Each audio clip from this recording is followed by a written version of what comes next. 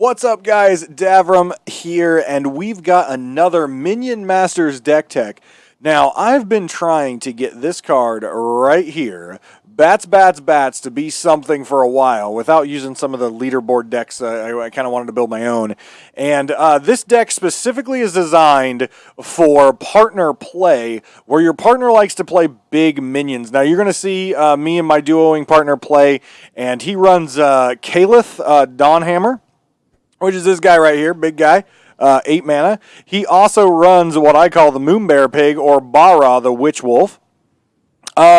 And he also runs Troubadour, which I don't have, but another big dude that taunts and walks in. Now, his objective with the deck that he is playing is to have big minions on the board as much as he can with little support dudes, and then I've got this combo where I'm using Morellia, and I'm specifically using her for one thing and one thing alone, aside from the dragon, which is cool, but we usually don't get to that point. It's these two options right here, and it's specifically the fourth option, or the R option, Forbidden Knowledge. 2 of Morellia's 4+ mana spells cost 1 less until played, and then tier 2 is 2 less. And what this gives you the ability to do is, while your partner is having the enemy distracted by the large minions, you save up to 10 mana, you play bats, and then you just play everything until you're out of mana. Specifically, the combo would be bats for 2, and then the Howling Moon card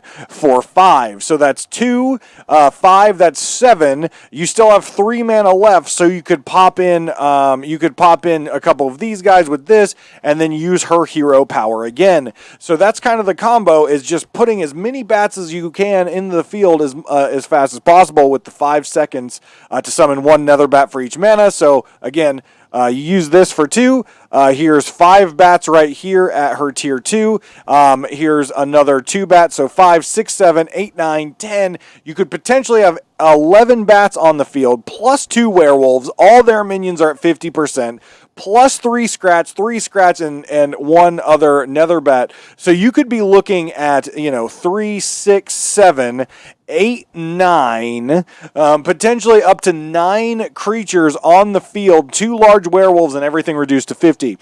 So really cool combo here utilizing this deck. I don't think this deck is going to be a deck that we can really do inside of solo play, just because, as you can see, it's kind of weak, but we'll definitely give it a go in the future. I've got another deck that I want to show off in solo play in a future episode, but I want to go through a couple games with this and kind of walk you through my thought processes in the plays, just to give you guys an idea of the win percentage. I just played for 4 hours on my live stream on Davram TV on Twitch, so twitch.tv/Davram TV. We started at Silver 2 this season based on our performance last season, and in 4 hours we were already at Platinum 5, and as you can see with the win percentage, win, there's a loss, win, loss, win. So as you can see, the win percentage of this deck, partnered with my partner's deck, is actually really good. So let's jump over to the arena and actually take a look at this deck in action. Alright, so here we are. We're going against Volko and the Demon Hunter. As you can see, he's got Scotty here. He's got Bara there. This is a good combo to start out with. You guys know how I love spirit creatures since the very beginning. He drops the Scotty, I drop the Spirit Mancer, he drops the shield, and we've got a nice little walk-in. Now, the reason I wanted to drop the Spirit Mancer was just in case he played some of these dudes to stop Scotty crossing the bridge. The Spirit Mancer can buff Scotty. The Fireball is the one questionable card that I do have in this deck, because using Morellia's Tier 1 and Tier 2 Forbidden Knowledge, you can reduce the cost of Fireball, which is not what you want. So I'm going to be looking at maybe reducing that down potentially to a lower spell cost than the Fireball. The Puff Wizard is also really good. Now, there's a couple of these cards that if you don't have, like Puff Wizard and such, you can substitute those cards for, like, Succubus or the Annihilator, or something like that. Just like Ghost, you can do some more controlling style cards. But I like the Puff Wizard for the polymorph, and I like the Ghost for the control of the big creatures like Statue and Colossus. As you can see, we've got the combo set up. We have Bats, Bats, Bats, we've got cheap spells, and we have Howling Moon. So you'll see my buddy has his cards out here holding them off, and we're going to slam in the combo here. So getting ready to go. Go ahead and Davram, go ahead and click the cards. Why are you sitting there staring at it? You're probably trying to chat. There's Bats, Bats, Bats. There's Howling Moon. There's the single-use bat into the Scrats, into another reduction of mana cost. What you'll notice here, and this was a good play by the opponent, I don't think they anticipated us having that, but the Defendo Chopper is my deck's Achilles heel. Now what you'll notice is it didn't really slow down our offense too much because he had Bara up and things like that. So it didn't really slow down our offense too much, but those Defendo Choppers, which are very popular in the ladder, are going to give the Bats, Bats back deck a hard time unless your partner can take care of them, which is another reason I don't think this would be a good solo deck. Now, as you can see, I am utilizing Ghost quite liberally whenever I want to kind of slow them down or stop them. I do another step here, which is kind of stupid. It doesn't really do much, but Nether Step is another critical card in this deck, and we'll see that a little bit, I believe, at the end. Ooh, I didn't realize I can move the map around. We'll see that a little bit in the end of the of this entire game here. We'll see how that plays. Why do you even have the ability to do this? Like, why is this important? I don't understand. Like, you can't zoom in closer. I don't understand why that's important. But again, you'll see in our hand we have the combo, but it reduced the cost of Fireball, not Bats, Bats, Bats, which is what we don't want, which is what I mentioned. The Fireball needs to come out, but I'm not quite sure what I want to take its place yet without further playtesting. And as you saw with our win-loss record tonight, this worked out quite well. Now, one thing that my partner is having a hard time with is keeping control of this bottom bridge. Again, like we've talked about in many deck techs, anytime you're facing Volko or King Puff, you want to make sure whatever bridge is marked, you're taking it every time. And he summoned a lot of things top, which is unfortunately not going to work here. Now, they have quite a bit of health. We just hit the combo off right there. They did kill a couple of our bats, but I believe this is actually the end of the match right here. You notice their health. We got some bats through. I fired in the Fireball to kill off more stuff. And now what you'll notice here with the Troubadour, keep your eye on him. He is going to appear right on their base, and boom, 300 damage plus Caliph plus all my fires, just absolutely massacres them. And that's what you'll notice with a lot of these games is it's kind of a slow route until I can get the combo of Bats, Bats, Bats down, and then we can just slam in and dominate right at the end with the big guys. So let's take a look at another one, but I can tell you this, the ending will probably be about the same. All right, so again, we're against a Volko deck here and a Mordor. This was actually our fastest victory of the night at 1:51 seconds. So we'll see how that was accomplished. But again, you're going to see the overall flow of the deck is about the same, where I'm partnering my support characters and my flyers and his big guys. Now, what you will notice is this was before I switched out Caliph, the Dawnhammer, to using Howling Moon. I felt that Caliph was not an appropriate choice for this deck after several wins because I can't maximize Caliph's abilities. So I can't get the taunt because I'm not running the Empyrean army inside of it. Though it's really nice to have two big tanky guys here, he doesn't have the taunt feature, which is a huge, huge bonus to Caliph. And Howling Moon definitely did a lot more work, especially against the decks that were running Navir, which are a lot right now.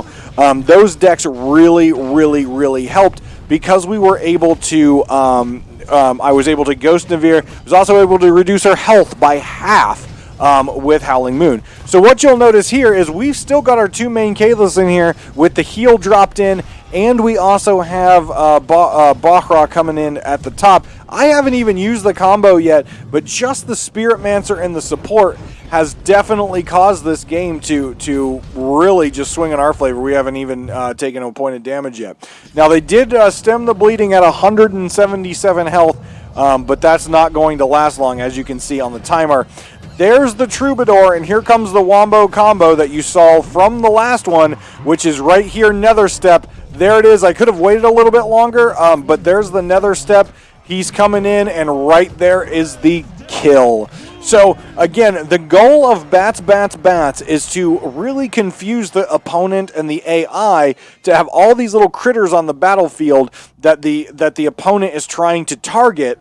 However, you've got big guys marching. In, and they can't target them because they're on the little bats and the scrats. So that's kind of the idea and the objective of this deck. Let's look at one more with a different combo of champions. And just take a look at, again, how the game progressed. Let's look at the longest match tonight. I believe it's the 6 minute and 5 seconds. All right, so let's take a look at the longest match of the night, which is 6 minutes and 5 seconds. So a little bit more back and forth in this one than normally we see. But again, we are running the Caliph, which was a great first rendition of this deck. We then removed the Caliph for Howling Moon, and we also took out the Buzz the Buzz drones in light of Wizard Puff, which I think was a good option. But again, use those as options if you need to swap it out. The other thing that the Scrats really do is they can take care of those Rammers and they can take care of those Cleavers, especially using Morellia, which is the critical piece to this deck with the reduction of the mana on her Tier 2 Forbidden Knowledge is what you want. So Morellia is definitely the champion you want to use with this deck because of the combo there. So we do have the Step up. We do have Troubadour up. Now that was a really bad misplay with me on the Ghost. I was going for the Ravager, but there was too much crap around, so that's how it goes. So we see Troubadour rumbling and bumbling. I think he plays Priest here, or he should. Yep, there it is. A little late on the Priest, but that's how it goes. But again, nice little battle on the top. Now, what we should be doing that we're not, because I don't exactly have the cards to do, which he just took over, was taking that bottom point away from our enemy because we don't, we want to keep the experience rolling because in order for me to do my combo, Tier 2 is really the best thing we want. Plus, we're both playing Morellia, which means we want to work towards those double dragons. All right, so here's the Caliph on the bottom side there, just kind of smashing a little scrap. Poor little dude. It didn't. Oh, now the Marines. I do use Shadow Step there. It wasn't that effective because once they saw the Shadow Step go off, I wanted to have an opportunity for Caliph to hit the main base. Unfortunately, they saw the Shadow Step went off and they went ahead and summoned stuff, so we weren't in a good position there. However, while Caliph was being dealt with, like this deck really works on, we got the Moonbear Pig Bahra up at the top and was able to sneak him in and do a little bit of base damage. But the back and forth on this one's actually quite good, and I do make several misplays with the Ghost and don't capitalize on grabbing some of the Cleavers and some of the Golems that I should be grabbing. Stay more focused on the combo. All right, so as you can see, again, I had the Meteor Storm card right here, Magma Storm in here, which again I found is bad because it takes the spot of a reduction of mana cost of some things, right? We want bats, and that's when I thought of Howling Moon instead of here, and so we definitely, Magma Storm was really nice, but unfortunately Magma Storm does damage to our guys as well, which right there with the trade-off with the Golem was fine, because we had no guys over there, but in general, Magma Storm is going to hurt your guys, which sometimes is okay, but most of the time you don't. Notice the amount of bats that hit the field on this one and how much damage those bats did to those golems. More so, how much damage the bats did to their overall team. We helped knock out the golem. We knocked out several creatures top lane. We knocked out their new summons. And we still have a bat alive because what you can do is once you do your bats combo, use the Morellia power, use the W, and give your bat spirit. Those bats then won't die in one hit, and they can get really annoying and really do some work for you, as we saw just a few minutes ago at the top lane and in the back.